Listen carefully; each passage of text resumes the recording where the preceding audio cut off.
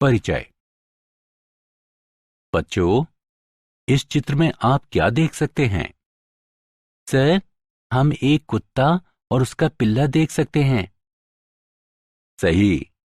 इस चित्र में बने बीज क्या समरूप आम का पौधा उत्पन्न कर सकते हैं? नहीं, आम का पौधा आम के बीज से ही उत्पन्न हो सकता है। तुम सही कह रहे हो।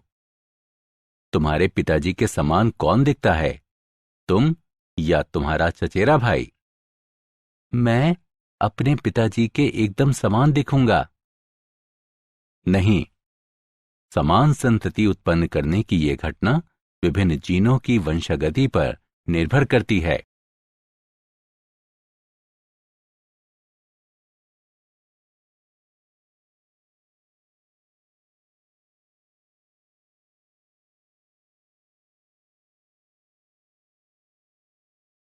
उद्देश्य। इस पाठ के अंत में आप निम्न करने में सक्षम हो जाएंगे: मेंडल के वंशागति के नियम समझना, एक जीन के वंशागति प्रतिरूप को समझना, वंशागति के विभिन्न नियमों की पहचान करना, पनेट वर्ग और इसकी गणना को समझना, परीक्षार्थ संकर की पहचान करना।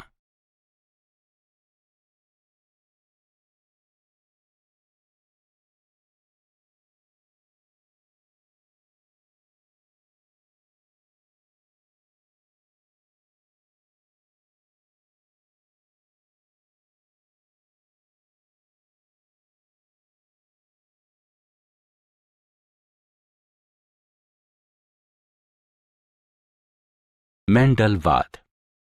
मेंडल को आनुवंशिकता का जनक कहा जाता है। उन्होंने पाइसम सेटाइवम यानी मटर की 7 किस्मों पर प्रयोग किया। प्रारंभ में कुछ कारणों की वजह से उनके परिणाम स्वीकार नहीं किए गए, लेकिन वर्ष 1900 में Hugo de Vries, curl Correns और इरिक वॉन शेरमॉक द्वारा उनके परिणामों की पुनः खोज की गई।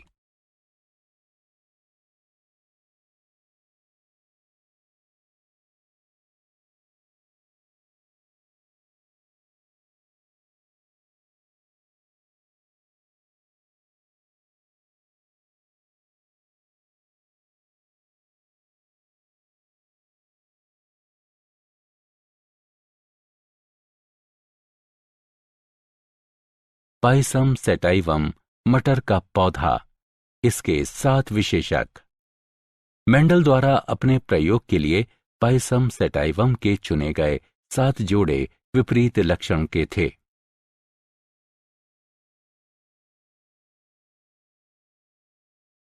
मटर का पौधा ही क्यों? मेंडल ने अपने प्रयोग के लिए मटर के पौधे का चयन निम्नलिखित कारणों से किया। विशेषकों के लिए मटर के पौधे की अनेक किस्में वैकल्पिक रूपों के साथ उपलब्ध थीं। मटर के पौधों में स्वपरागण होता है, इसलिए शुद्ध नस्ल आसानी से प्राप्त की जा सकती थी। मटर का पौधा आसानी से वृद्धि कर सकता है। मटर के पौधे में छोटी जीवन अवधि होती है। इसके पुष्प द्विलिंगी होते हैं। मेंडल के प्रयोग के चरण। मेंडल का प्रयोग 3 चरणों में संपन्न किया गया। वास्तविक प्रजनन। मेंडल द्वारा नोट किए गए 7 लक्षण जनकों से संतति में पहुंचते हैं कि नहीं, ये जानने के लिए उन्होंने 7 प्रकार के पौधों से स्वपरागण द्वारा उत्पन्न बीज लिए। मेंडल ने इन सभी को शुद्ध लक्षण नाम दिया। शुद्ध पौधों का संकरण। पौधों की 2 अलग अलग किस्मों पर परागण से संकर पौधे उत्पन्न करती है, जो F1 पीढ़ी बनाते हैं। संकरों में स्वपरागण।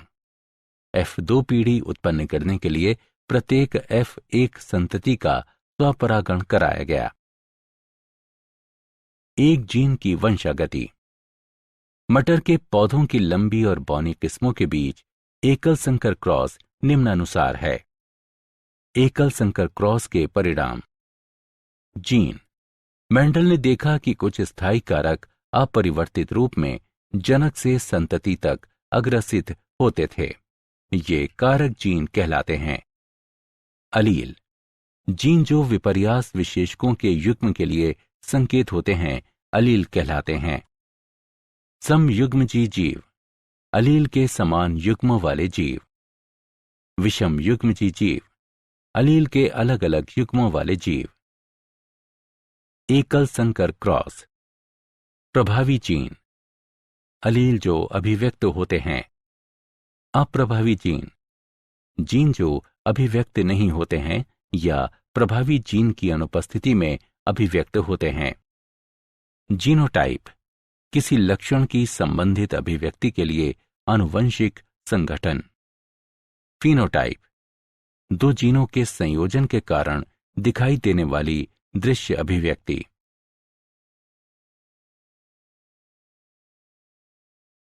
विसंयोजन के लक्षण, जब युग्मक अर्धसूत्रण द्वारा उत्पन्न होते हैं तो जनिकीय युग्म के अलील विसंयोजित हो जाते हैं और केवल एक अलील युग्मक तक संचारित होता है। अलील का यह विसंयोजन एक यादृच्छिक प्रक्रिया है और इसलिए युग्मक में कोई एक अलील होने की संभावना 50% होती है।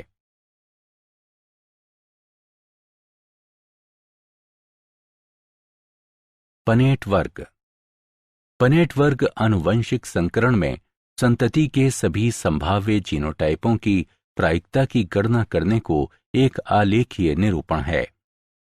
उदाहरण के लिए बड़ा टी छोटा टी यानी नर का क्रॉस, बड़ा टी छोटा टी यानी मादा एक आंतरिक F1 संकरण है। निम्नानुसार पनेट वर्ग बनाने के लिए एक जनक के अलील के एक सेट को सबसे ऊपर रखें और दूसरे जनन के अलील का दूसरा सेट एक तरफ रखें।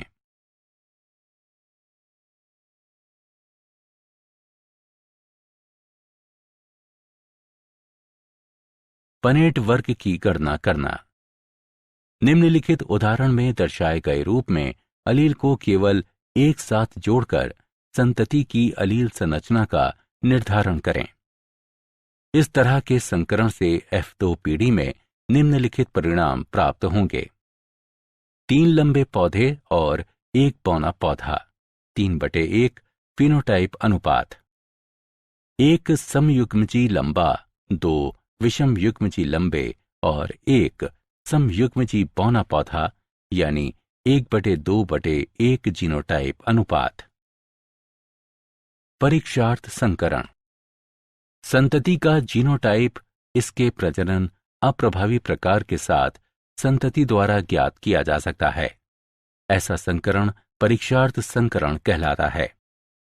उदाहरण के लिए लंबे पौधे के फिनोटाइप में जीनोटाइप 2 बड़े टी या बड़ा टी छोटा टी हो सकता है। इसका जीनोटाइप निम्नलिखित तरीके से निर्धारित किया जा सकता है। पहली स्थिति में सभी पौधे लंबे होते हैं। इस प्रकार परीक्षार्थ पौधे का जीनोटाइप 2 बड़े टी हैं। दूसरी स्थिति में लंबे और बौने पौधे 1/1 के अनुपात में उत्पन्न होते हैं। इस प्रकार परीक्षार्थ पौधे का जीनोटाइप बड़ा टी छोटा टी है। वंशागति के नियम। मेंडल के सिद्धांत या वंशागति के नियम हैं: प्रभाविता नियम।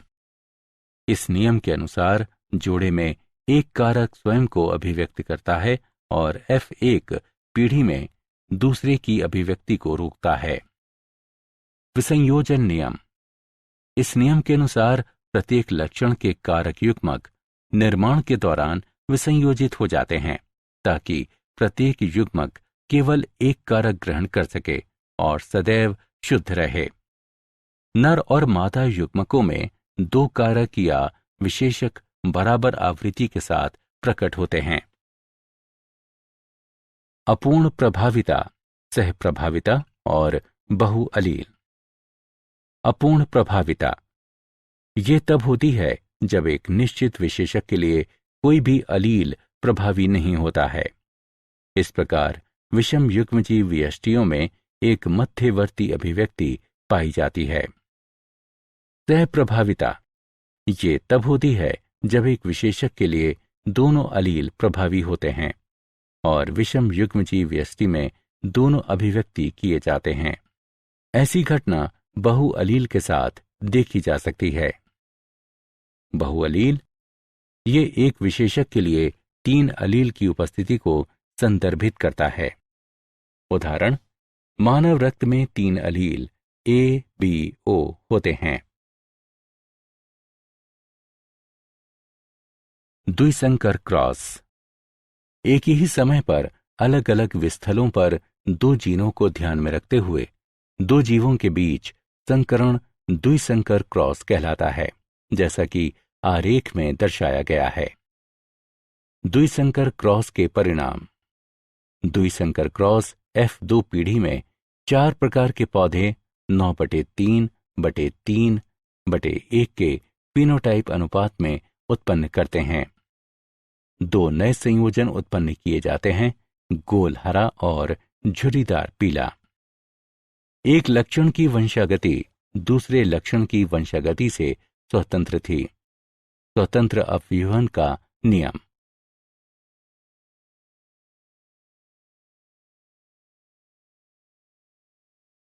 स्वतंत्र अपव्यूहन का नियम। स्वतंत्र अपव्यूहन का नियम समजात गुणसूत्र के विभिन्न जोड़ों में स्थित कारकों या अलील के विभिन्न लक्षण युग्मक निर्माण के दौरान अपने विसंयोजन में एक दूसरे से स्वतंत्र होते हैं और निषेचन द्वारा संतति में एक साथ आ जाते हैं। क्या आप जानते हैं, पादप जीनों का अध्ययन करने के लिए मेंडल के नियमों का अनुप्रयोग द्वितीय पीढ़ी के जैव ईंधनों के लिए महत्वपूर्ण संपृक्त ऊर्जा फसलों को उत्पन्न करने के लिए लागू किए जाते हैं, जैसा कि सोयाबीन उत्पादों की किस्में। सारांश। आइए हमने जो कुछ सीखा है उसे संक्षेप में दोहराएं। मेंडल ने सबसे पहले इस घटना का क्रमबद्ध अध्ययन किया। मेंडल ने बताया कि लक्षणों के नियामक कारक, जिन्हें बाद में जीन कहा गया, जोड़े में पाए जाते हैं, जो अलील कहलाते हैं। उन्होंने देखा कि संतति में लक्षणों की अभिव्यक्ति भिन्न प्रथम पीढ़ी यानी F1, द्वितीय पीढ़ी F2 और अगली पीढ़ियों में एक निश्चित प्रकार से होती है। अप्रभावी लक्षणों की अभिव्यक्ति केवल समयुग्मजी अवस्था में होती है। द्विसंकर क्रॉस में अभिव्यक्त फिनोटाइप अनुपात 9/3/3/1 है। वंशागति के 3 नियम प्रस्तुत करते हैं: प्रभावी विसंयोजन का नियम और स्वतंत्र अपव्यूहन का नियम। मानव रक्त समूह में एक विशेषक A-B-O के लिए 3 अलील होते हैं। अपूर्ण प्रभाविता तब होती है जब एक निश्चित विशेषक के लिए कोई भी अलील प्रभावी नहीं होता है।